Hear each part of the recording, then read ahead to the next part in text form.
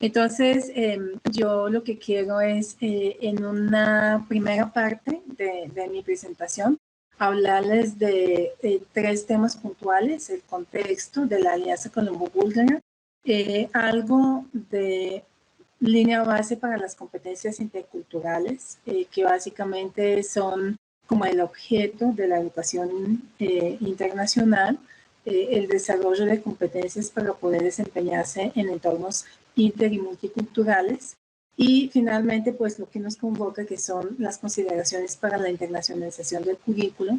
Bueno, la Alianza Colombo-Búlgara, como les estaba mencionando, es una organización que está dedicada a promover las relaciones educativas y culturales, principalmente entre Bulgaria y Colombia. Inicialmente se comenzó entre Bulgaria y Colombia a través de unos convenios de cooperación marco que posibilitan acciones de cooperación en temas tanto de docencia como de investigación y todo lo que tiene que ver proyección y vinculación con el entorno. Aquí en Colombia, somos registrados en la Cámara de Comercio en Bogotá, y en Bulgaria, que ven ahí en la pantalla, estamos registrados en la Agencia de Búlgaros en el Exterior, que es una agencia que pertenece al Ministerio de Relaciones Exteriores. Y en cierta manera, pues como Bulgaria no tiene embajada aquí en Colombia, pues nosotros nos volvemos como punto de enlace a veces cuando se tienen algunas expresiones de interés de pronto de instituciones o de empresas búlgaras que quieren de alguna manera pues incursionar aquí en relaciones con Colombia.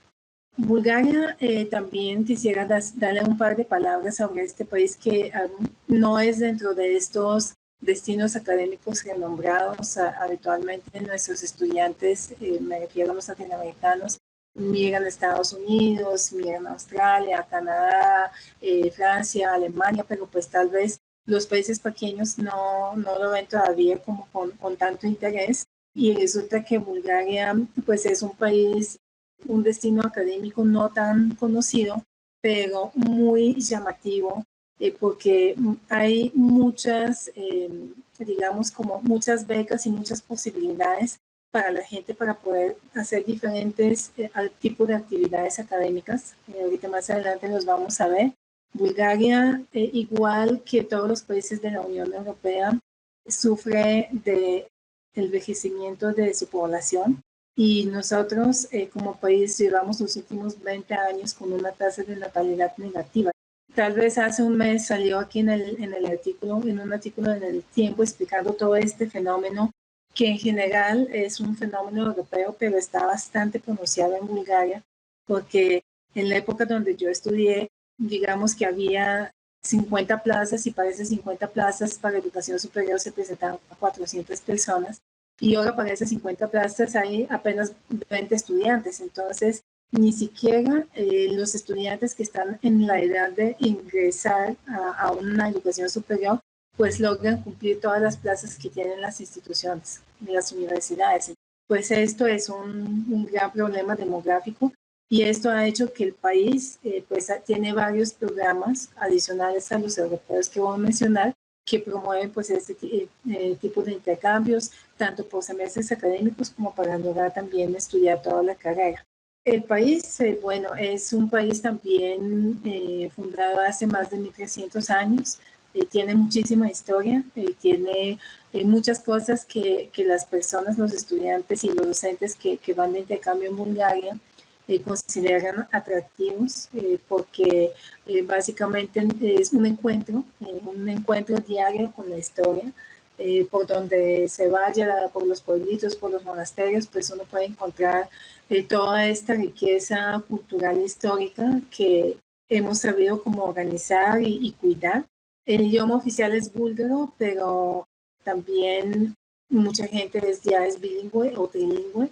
Y una cosa importante que considero aquí mencionar también es el tema de la unión hace la fuerza, porque explica un poco este pensamiento colectivo, esta visión de conjunto que se tiene en el país, y que es un poquito diferente de las visiones latinoamericanas, que por lo general son unas visiones un poquito más individualistas, un poquito más centristas.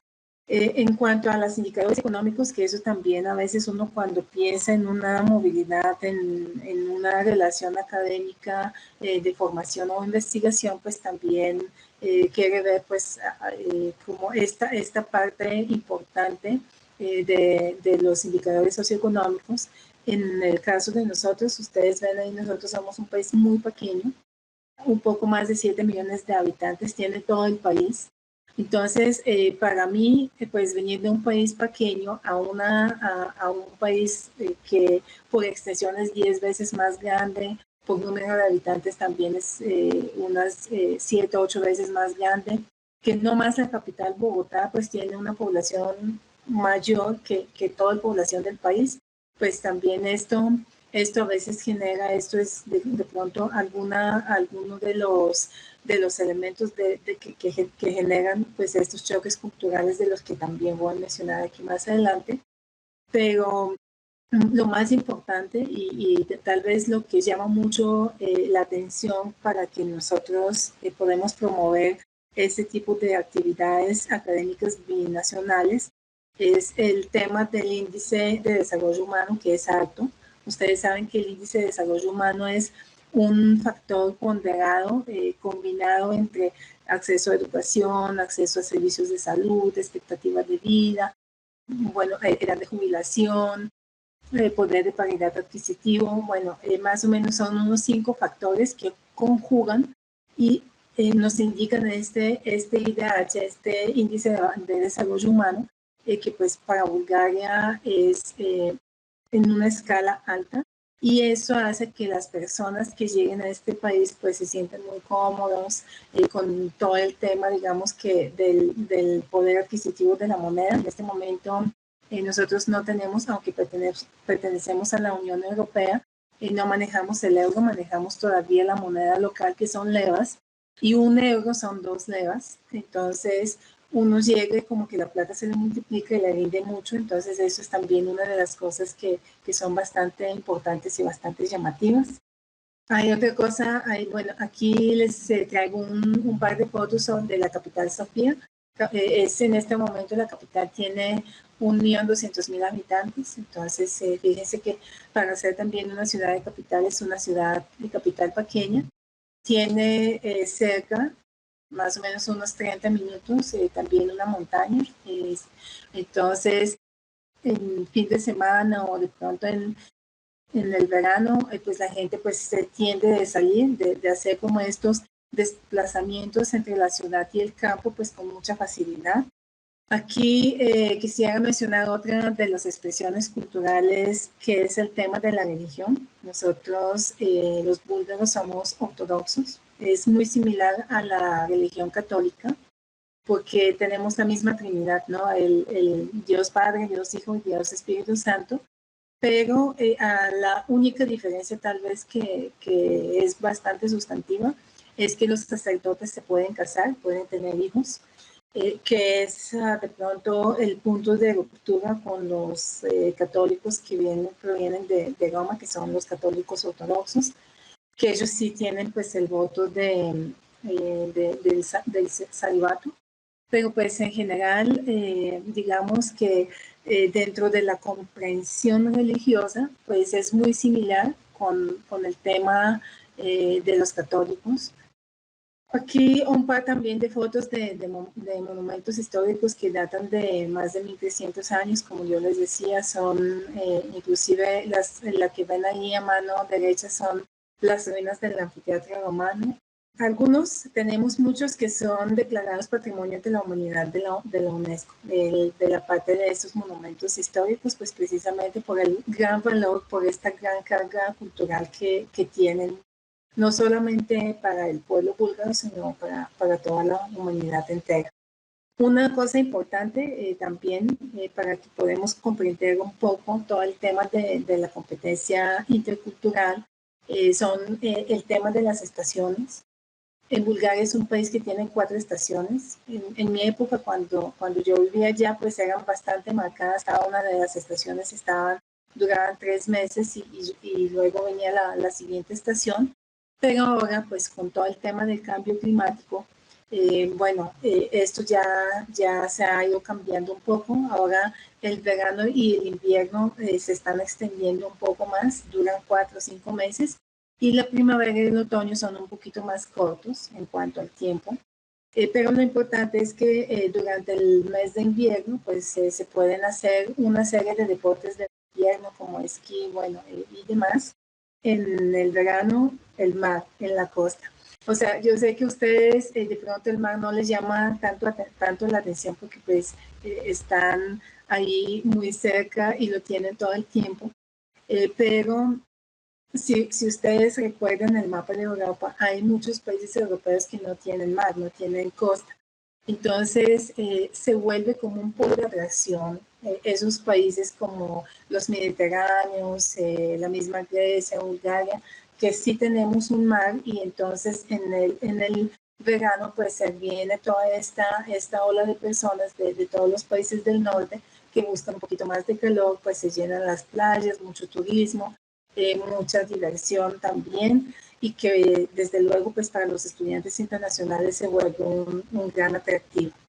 Vamos a entrar ahora sí en la materia, que todo el tema de la competencia intercultural, porque pues para mi criterio es el core de la internacionalización del currículo. Nosotros cuando decimos por qué internacionalizamos el currículo, pues tenemos una serie de explicaciones, porque no lo pide el decreto 1330, porque nuestra misión y visión son con un componente internacional, porque estamos buscando unos resultados de aprendizaje internacionales, pero realmente cuando vamos al escenario del aula, cuando vamos a donde nuestros protagonistas, que son los docentes y los estudiantes, pues lo más importante es que en este ir y venir académico, pues se pueden desarrollar algunas habilidades que le posibilitan trabajar en unos contextos nuevos, que pueden trabajar en equipo, que pueden tener una comunicación acertada y demás.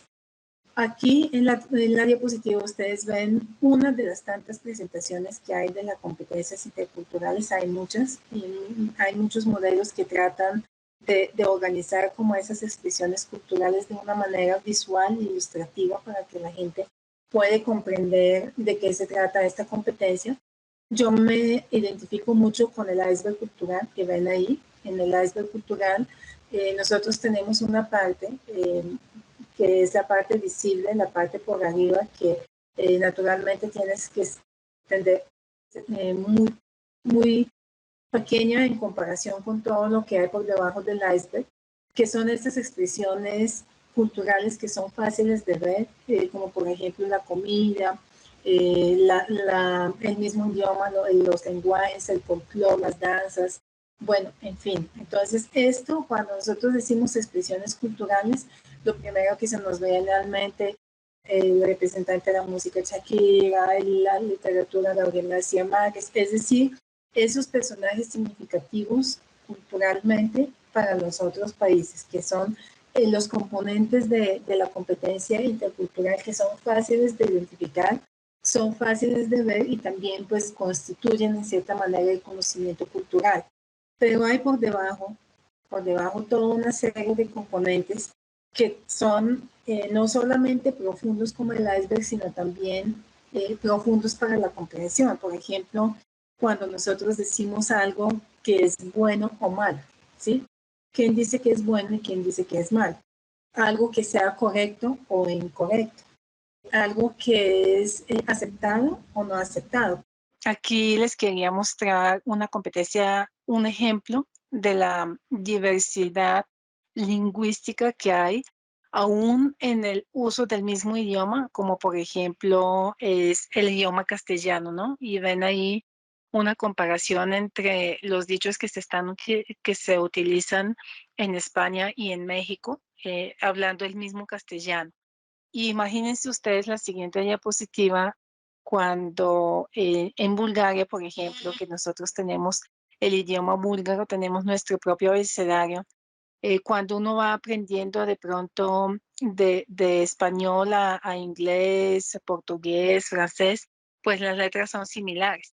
Pero en búlgaro, pues nosotros tenemos un abecedario diferente, un abecedario que se llama cirílico, Y si ven allá, hay unas letras que de pronto parecen números, como por ejemplo el 3 es la letra Z en búlgaro. Entonces las personas a veces dicen, ay, pero es que ustedes escriben con letras, no, con números, no, esas son nuestras letras del abecedario cirílico. Hay otra cosa interesante que es el tema del lenguaje no verbal. Bulgaria es el único país en el mundo donde dice sí, no de manera al revés. Nosotros cuando asentamos de arriba hacia abajo significa no y cuando hacemos de la derecha a la izquierda significa sí. Esto pues naturalmente tiene una explicación histórica muy profunda que en este momento no me voy a detener. Solamente quisiera mencionar que en algunos países de pronto hay que tener bastante cuidado con el lenguaje no verbal. Todas estas expresiones, tanto lingüísticas como verbales y no verbales, pues hacen parte de nuestra competencia intercultural. Quisiera hablarles aquí también un poco de tema de la comida, porque esta es una fuente de un choque cultural. Lo que ven ahí a mano izquierda es un pastel de auyama. En Bulgaria, la auyama se come siempre dulce, en postre, inclusive asada, con leche, bueno, de diferente manera. Y cuando yo llegué acá a Colombia y la primera vez me sirvieron el auyama con alberja y con arroz para un almuerzo, para mí esto, yo no fui capaz de comerlo en el principio, porque pues esto me generaba como este choque cultural. Lo mismo sucede, lo que ven a mano derecha cuando una persona de acá va a Bulgaria y ve de pronto un yogur en sopa, es una sopa fría, se llama tarator, también con frutos secos. Es muy refrescante en el verano cuando las temperaturas son 40 o 45 grados, pues la gente come esto de almuerzo, como es muy refrescante realmente. Igual, ustedes ven ahí abajo una bebida, también se utiliza mucho en verano, que es con base a yogur, con hierbabuena y pues se toma como una bebida. Entonces la gente de acá que llega allá y ve estas preparaciones de yogur, pues también le genera como este choque cultural. Miramos el tema de ya del constructo teórico de todos estos elementos que ya les he mencionado en el principio de la charla. Aquí les voy a explicar muy brevemente el concepto de la competencia intercultural de Campiña-Bacote.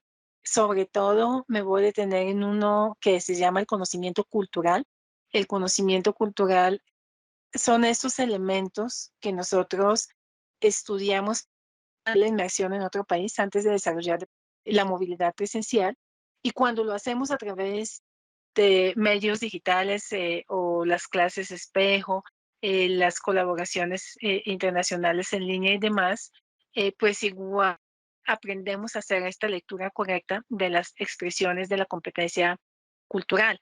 Por ejemplo, cuando ustedes se conectan con una persona de pronto de Argentina o del sur del Brasil y tienen ahí al lado su mate. Entonces van hablando y entonces van tomando el mate. O de pronto en Europa también es muy, digamos, como muy popular no tienen jugo para como pasante al almuerzo, sino una copita de vino. Entonces uno dice, oye, pero esos chicos están en clase y con la copa de vino y resulta que pues esto hace parte de sus expresiones culturales. Cuando nosotros tenemos este tipo de experiencias, naturalmente tratamos de contrastar el conocimiento que nosotros tenemos con el nuevo que estamos adquiriendo. Y pues esto hace parte también de este constructo o de esta comprensión que tiene esta autora sobre cómo nosotros podemos relacionarnos de una manera culturalmente competente. Y concluye en el último nivel que ustedes ven ahí, para el desarrollo de la competencia cultural se necesita un encuentro cultural. Llámese una inmersión presencial, llámese una clase virtual, llámese un webinar o lo que sea, pero nosotros tenemos que tener una interacción con esta cultura. Otras estrategias posibles también pueden ser en los estudios de caso, cuando nosotros de pronto aprendemos a través de la lectura o a través de un material audiovisual de cómo se desarrollan ciertos contenidos por ejemplo, el tema del IVA, ¿sí? El impuesto al valor agregado. Entonces, ¿cuánto es en los otros países? ¿Cómo se maneja? ¿Qué productos tienen este impuesto? ¿Qué productos constituyen aquí en Colombia, por ejemplo, la canasta familiar? ¿Y qué productos constituyen en el otro país? Entonces, este tipo de conocimiento comparativo, pues también es una estrategia para desarrollar este tipo de competencias y esos conocimientos culturales. Para explicarles el tema del choque cultural, que naturalmente se genera con mucha más fuerza cuando hay una movilidad presencial, pero igual, en cierta manera, nosotros lo hemos observado en algunas clases espejo, que también a veces se genera cuando las interacciones son virtuales.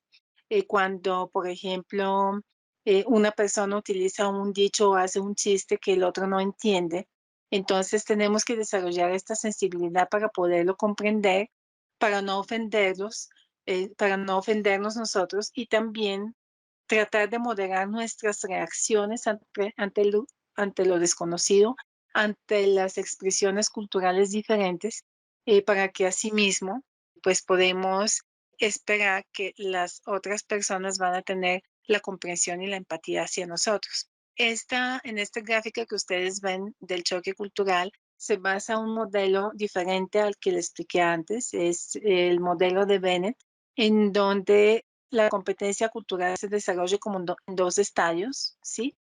Una que se llama etnocentrista, que es como la persona, un poquito una visión introspectiva de sí misma y de su propia cultura. Entonces, cuando nosotros tenemos esta interacción cultural, pues básicamente la primera etapa es de mucho furor, de mucha euforia, ¿sí? Se llama también la luna de miel en el modelo de Bennett, donde todo es nuevo, todo es interesante y cuando, como el aprendizaje es emocional, entonces cuando nosotros tenemos estos elementos, pues hace que también aprendemos con más facilidad, nos interesamos más en la clase, participamos más, etcétera, etcétera. Especialmente esto pues, lo podemos mantener cuando nosotros tenemos una colaboración en línea, siempre tener como este estado de luna de miel, como este estado de un asombro ante el otro, asombro del bueno, ¿no? ¿Qué es lo diferente? Entonces, cuando tenemos la interacción, preguntamos, bueno, ¿cómo es la comida allá? ¿Cómo es el clima? Básicamente los elementos que traté de mencionarlos, que son como los más visibles de la competencia cultural. Cuando nosotros tenemos una inmersión presencial, una vez que pase como este asombro inicial, tendemos a veces tener una etapa un poquito complicada, por eso está abajo, que es el propio choque cultural, en donde comenzamos a extrañar como los elementos culturales de nosotros, la comida, tal vez la familia, la salida con los amigos, la rumba, o en fin. Esto, si nosotros tenemos una preparación previa buena en el desarrollo de competencias culturales, lo podemos operar con facilidad y podemos entrar a esta tercera etapa. Ya comenzamos a comer la comida del otro país, comenzamos a tener ciertas costumbres y a veces hay una etapa también negativa que ven ahí abajo, que es la etapa de aislamiento. Hay personas que de pronto se encierran mucho en sí, dejan de compartir o buscan de pronto con nacionales para que puedan pues hacer como este intercambio de pronto de ideas, estas relaciones humanas sociales que nosotros requerimos para el día a día.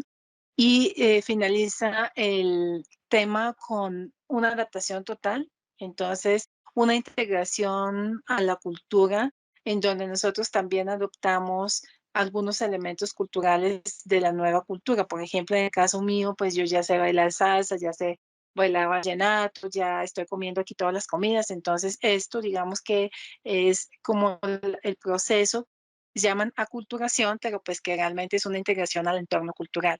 Y ven ya la última fase, que es el choque cultural del entorno, de retorno, cuando nosotros, después de un proceso de movilidad o de pronto de un estudio en el exterior o un curso, pues regresamos a nuestro país de origen y todas las cosas que nosotros veíamos como parte del paisaje, pues ya comenzamos a verlos con otros ojos. Entonces, que por qué la gente no le cede el paso al peatón, porque se están colando en los buses de transporte público, bueno, en fin. Entonces, estas dos diapositivas de los dos modelos se los he traído para que ustedes puedan comprender que muchas cosas que para nosotros son como empíricas, realmente tienen un estudio profundo, muy profundo, desde la psicología, desde las ciencias sociales, y aplicada correctamente a la pedagogía, pues hace que nuestro aprendizaje internacional en el aula sea pues mucho más agradable, mucho más exitoso, y sobre todo podemos desarrollar algunas competencias que nos sirvan después para ser competitivos en un mundo globalizado. Entonces vamos a mirar aquí la parte de la internacionalización académica como parte de la internacionalización del currículo. Ahí ven muchas de las formas para internacionalizar un currículo, naturalmente por excelencia, el intercambio por semestre académico o las estancias de docente para el caso de los profesores, las estancias cortas, los voluntariados, las estancias investigativas. Hay infinidad de posibilidades para poder internacionalizar el currículo, para poder hablarles un poco de lo que realmente, que fue la invitación que me hicieron, y es hablar de esos desafíos que hay para los docentes y los estudiantes cuando nosotros pues estamos en un contexto de aprendizaje inter o multicultural. Los he dividido en dos categorías. En una es todo el tema de las dificultades que se producen por las diferencias en los calendarios académicos, en el sistema de evaluación y también en el sistema de organización de los créditos. Para el caso de Europa, pues hay que tener en cuenta que allá es un año académico, un año que comienza el 1 de octubre y finaliza el 15 de junio. No es como acá 2 semestres que podríamos iniciar en uno o en el otro. El sistema de acumulación y transferencia de créditos es muy importante porque el crédito académico, ustedes saben que mide la carga laboral, el tiempo tanto de acompañamiento como el tiempo independiente que tiene que dedicar un estudiante para poder apropiar un determinado contenido académico. Entonces, en Colombia estamos hablando de entre 25 y 28 horas, en Europa son 45. Entonces, nosotros cuando vamos a pensar a realizar un intercambio, entonces no podríamos hacerlo por el número de créditos uno a uno, porque lo que tenemos que hacer es evaluar esta carga académica que trae este desarrollo de la actividad. Por eso muchas personas cuando hacen este tipo de movilidades no ven sus 5, 6, 7 materias de todo el semestre, sino seleccionan solamente 3 o 4, pues primero para poder dar el rendimiento académico necesario, y segundo también pues para tener un poco de tiempo para hacer la verdadera inmersión cultural, que es la que les desarrolla sus competencias interculturales. Y le he colocado una cosa también bastante importante, que es el tema de tesis de grado. Esto se refiere que en muchas ocasiones yo les mencionaba que en Bulgaria hay posibilidades de muchas becas para tanto de pregrado como de posgrado, también para docentes, también para estancias investigativas. Inclusive unas becas son tan generosas que descubren hasta el núcleo familiar, como son, por ejemplo, las acciones de María Skłodowska-Curie. Entonces, en algunas ocasiones hay que tener en cuenta dos cosas. Lo primero es cuál fue el nombre de su tesis de grado, de pregrado. Nosotros aquí en Colombia tenemos un sistema muy flexible de opciones de grado. En la institución donde yo trabajo, imagínense, tenemos 11 opciones de grado. Esto incluye también, aparte de la tesis, la monografía, la estancia investigativa, la certificación, el semestre en posgrado como opción de grado, tener un desarrollo tecnológico, tener un emprendimiento. O sea, esto las instituciones colombianas lo hemos hecho pues para flexibilizar el currículo, que es una de las cosas que nos pide el ministerio. Pero esto se vuelve un arma con doble filo para programas de intercambio después internacionales, porque los estudiantes no hacen un trabajo de grado, una tesis, sino utilizan otro tipo de vía y entonces cuando van a aplicar para una beca de posgrado o para una estancia investigativa, pues quedan en cierta manera en desventaja con respecto a otros países. Por eso quisiera traerlo acá, porque esto es un gran desafío.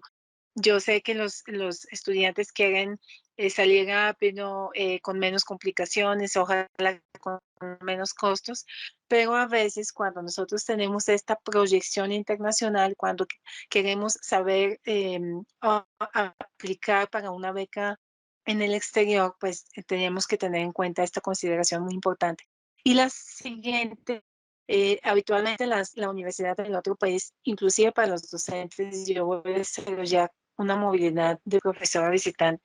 El próximo mes, para docentes nos piden una carta de motivos y mi carta de motivos no puede ser, es que quiero ir a este país porque ahí está mi tío, mi primo, mi abuelo. No, tenemos que hacer como una investigación previa del país, de la institución de destino, del programa académico, qué conocimientos tiene.